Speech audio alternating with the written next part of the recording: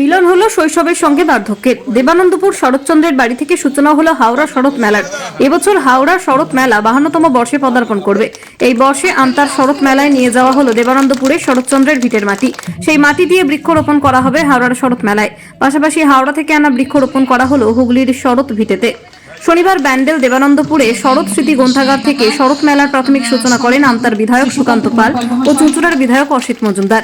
উপস্থিত ছিলেন দেবানন্দপুর গ্রাম পঞ্চায়েতের প্রধান রুমা রায় পাল, উপপ্রধান পীযূষ ধর, হাওড়া শরৎ মেলা পরিচালন সভাপতি সুমন মুখার্জি, সম্পাদক দেবনারায়ণ মাইতি, কল্যাণপুর গ্রাম পঞ্চায়েতের প্রধান পম্পা দাস।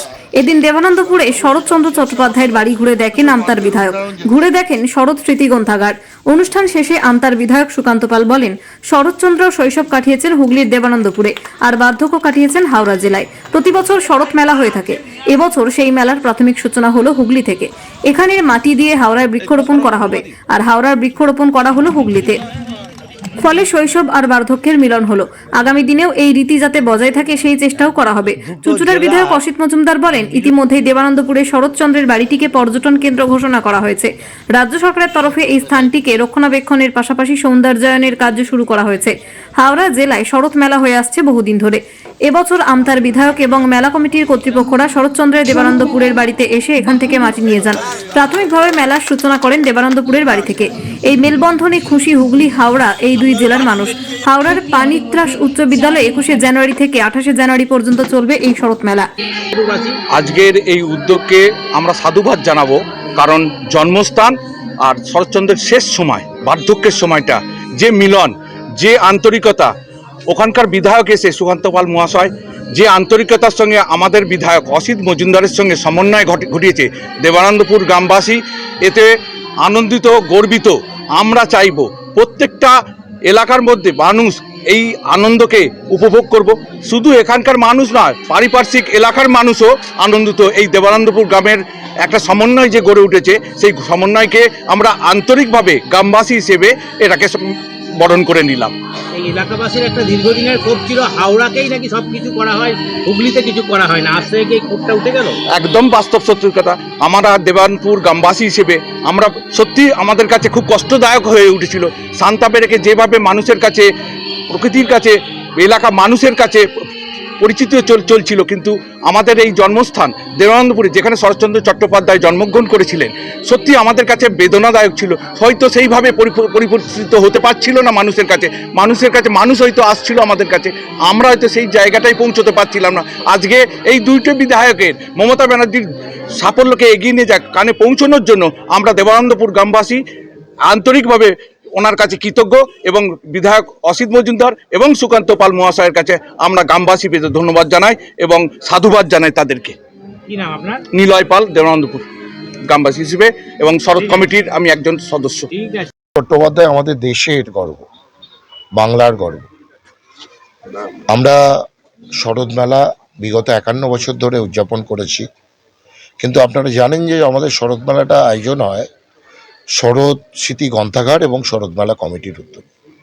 তো গত 3 বছর আমি ওই এলাকার নির্বাচিত প্রতিনিধি হওয়ার পর থেকে আমার মনে হয়েছে যে আমাদের বাংলার গর্ব শরৎচন্দ্র চট্টোপাধ্যায়, শুধু হাওড়ার আমরা অনুষ্ঠানটা করব কেন, বার্ধক্যের বারাণসী শান্তাবের এবং জন্মভূমি শৈশব এই দেবানন্দপুরকে আমরা মেলাতে এই উদ্যোগ নিয়েছি।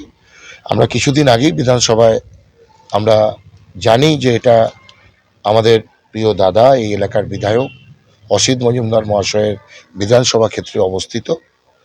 সঙ্গে সঙ্গে আমরা কথা বলি, একটা পরিকল্পনা গ্রহণ করি। আগামী 21 তারিখ শরৎ মেলার শুভ 52তম বর্ষের উদ্বোধন। তার আগে আমরা এখানে একটা বৃক্ষরোপণ আজকে করব হাওড়ার পক্ষ থেকে, এবং হুগলির দেবানন্দপুরের মাটি নিয়ে গিয়ে আমরা ওখানে একটা বৃক্ষরোপণ করব, যাতে শৈশব এবং বার্ধক্যের বারাণসীকে এক করা যায়। এটাই বলা যেতে পারে দাদা, শরৎ মেলার শুভ সূচনা কি আজকে এই শরৎচন্দ্র বাড়ি থেকে করা হলো? শরৎ মেলার শুভ সূচনার প্রাথমিক লগ্নের কাজ আমরা এখান থেকেই শুরু করলাম, আপনি ধরতে পারেন।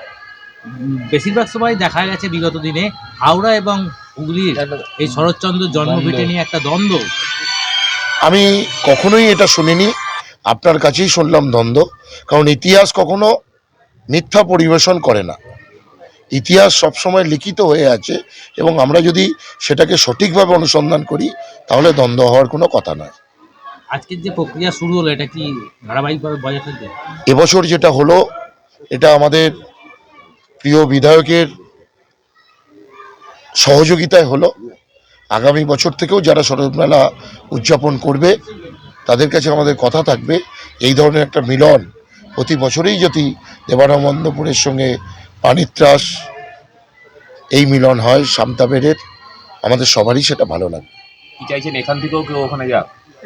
আমরা ইতিমধ্যে শরৎ মেলার প্রতিটি দিনের জন্য আপনাদেরও, কারণ শরৎবাবু এখানে শৈশব কাটিয়েছেন, পরে পড়াশোনা করেছেন ভাগলপুরে মামার বাড়িতে, রেঙ্গনে কর্মসূত্রে থেকেছেন, বার্ধক্যের বারাণসী তিনি স্বাধীনতা আন্দোলনে যখন নিয়োজিত করেছেন নিজেকে তার বড় অংশ হাওড়া জেলার সামতাবেড়ে কাটিয়েছেন।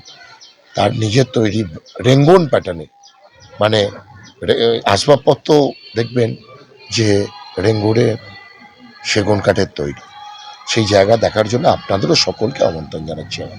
কারণ আমরা চাই যত পরিমাণে আমাদের যেটুকু আছে সেটুকু সকলের কাছে তুলে ধরতে পারবো, সারা বিশ্বের কাছে তুলে ধরতে পারবো, তবেই আমাদের যে লড়াই বলুন ইচ্ছা বলুন পরিপূর্ণতা পাবে। সড়ক ভিড়ের ছাদে আগাছা জন্মেছে। যে মিলন হাওড়া এবং হুগলি দুটো অনুষ্ঠান আলাদাভাবে হতো, এটা মিলন হচ্ছে সুকান্তর উদ্যোগে। ও আমতায় প্রথমবারের এবার বিধায়ক, ও যে উদ্যোগ নিয়েছে ও ছোট হলেও ও স্মরণীয় হয়ে থাকবে।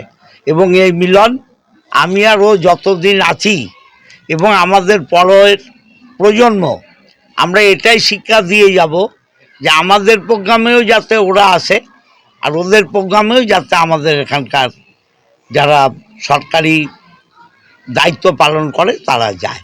ভালো লাগছে। সরকারিভাবে মিলন হবে আগামী দিনে? হ্যাঁ, সরকারিভাবে এরকম মিলন হবে, এরকম কোনো উদ্যোগ? সরকারিভাবে দেখুন দুটো তো এটা তো পুরোপুরি সরকারি অনুষ্ঠান।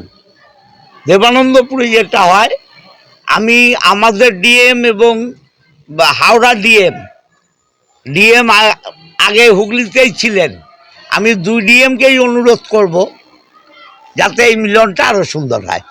আপনাকে সুকান্তবাবু কি জানিয়েছিল এই বিষয়টি নিয়ে? সুকান্তবাবু বিধানসভায়, সেটা আমাদের বিধানসভার প্রশ্ন, আপনাকে বলবো না। সুকান্তবাবু বলেছিল যে দুটো জেলার মিলন চাই এবং এই শরৎচন্দ্রের ভিটের মাটি ওখানে যাবে এবং এখানে সুকান্ত আজকে একটা গাছ পুঁতে যাবে মিলনের স্মৃতি হিসাবে। সুকান্ত অনেক আগে থেকে ওদের লোকেরা আরও 3-4 বার এসছে, আজকে ও এলো এবং কালকে রাত্রির থেকেও এখানে লোক আসে রয়েছে। আর আপনারা জানেন এটা চিফ মিনিস্টার নিজে, আপনারা তো ছিলেন সবাই, চিফ মিনিস্টার নিজে এটা ওপেন করেছেন, তাই না? অতএব প্রাথমিক স্টেজে 2 কোটি দিয়েছেন, পরে অর্থ অনুযায়ী টাকা আসবে এবং এটা যখন পর্যটন কেন্দ্র পুরোপুরি হবে সব ব্যবস্থা, তখন এর অর্থনৈতিক পরিকাঠামোও পাল্টে যাবে। আমরা চাই যে আমতা এবং চুচুড়া একযোগে কাজ করব। তাহলে কি দেখা গেল সুকান্তবাবু এবং অসিতবাবুর হাত ধরেই শরৎচন্দ্রের মিলন ঘটলো হাওড়া হুগলিতে? দেখুন, আপাতত তো সেটা দেখতে পাচ্ছেন, এটা তো কেউ চেষ্টা করেনি, সুকান্ত চেষ্টা করেছে, আমি এর জন্য ওকে ধন্যবাদ জানাই। আয়েশা আলমের রিপোর্ট, বেঙ্গল আনলিমিটেড। রয়েছে আরো খবর, আর এই খবরের আপডেট পেতে আপনারা সাবস্ক্রাইব করুন এই চ্যানেলটিকে।